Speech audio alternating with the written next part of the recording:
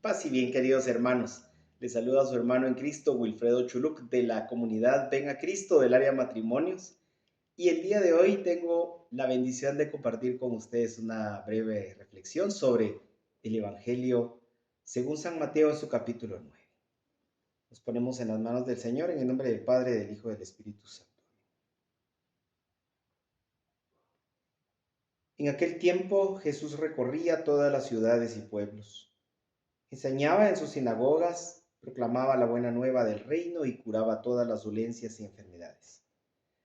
Al contemplar aquel gran gentío, Jesús sintió compasión porque estaban decaídos y desanimados, como ovejas sin pastor.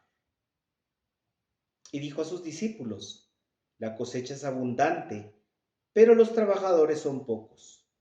Rueguen pues al dueño de la cosecha que envíe trabajadores a recoger su cosecha. Jesús llamó a sus 12 discípulos y les dio poder sobre los malos espíritus para expulsarlos y para curar toda clase de enfermedades y dolencias. Y los envió con las siguientes instrucciones: no vayan a tierras de paganos ni entren en pueblos de samaritanos. Diríjanse más bien a las ovejas perdidas del pueblo de Israel.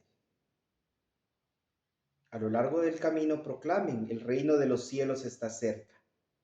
Sanen enfermos, resuciten muertos, limpien leprosos y echen los demonios. Ustedes lo recibieron sin pagar, denlo sin cobrar. Palabra del Señor, gloria a ti, Señor Jesús. Queridos hermanos, el día de hoy vamos a hacer hincapié en dos factores claves de esta palabra. El primero, la compasión que siente el Señor Jesús, y detectar las necesidades es el segundo factor, para poder entonces dar palabra y dar evangelio y poder ser luz para los hermanos que lo necesiten.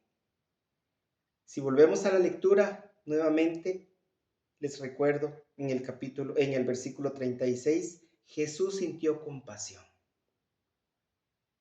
Sobre esto, queridos hermanos, es importante que nosotros comprendamos que el primer factor y la primera actitud, traduciéndolo ya a lo espiritual, la actitud que nosotros tenemos que tener como cristianos es sentir compasión por el hermano. La compasión no es sentir lástima, sino más bien compadecer y sentir el dolor de la otra persona como si fuera propio. Entonces es ahí donde nosotros podemos llegar a ser luz, queridos hermanos. El Señor Jesús siente compasión de su pueblo porque los ve como ovejas sin pastor. Pues bien, queridos hermanos, es importante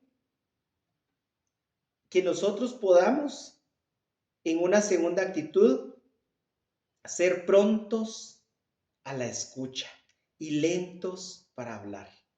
Y es palabra de nuestro Señor, es palabra de Dios, en la cual se nos recuerda que primero debemos escuchar y comprender la necesidad de los hermanos o la de mi hermano que se acerca y me habla y me pide quizás un consejo o me pide una guía. Y yo como buen cristiano debo aprender primero a escuchar, porque muchas veces comenzamos a dar palabra, a dar evangelio, a regañar incluso a nuestros hermanos, a señalar su pecado. Y quizás no hemos comprendido su necesidad, no hemos comprendido su problemática y la dificultad que están pasando.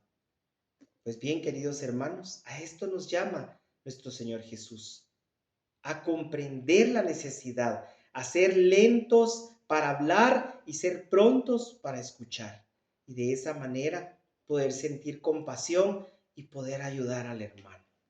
La otra parte, mis queridos hermanos, en el capítulo 10, ustedes lo recibieron sin pagar, denlo sin cobrar.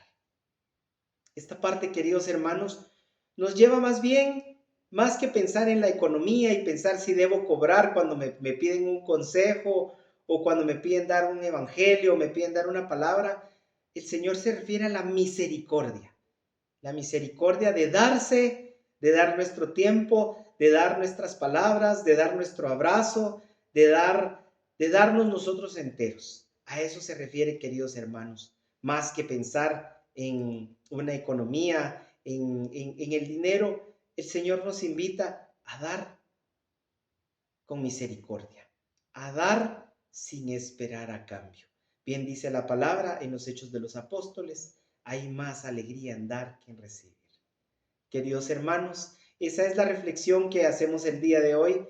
Que el Señor les acompañe, que el Espíritu de Dios nos ilumine para poder discernir y poder comprender esta palabra y poder escuchar cómo Dios nos habla al corazón.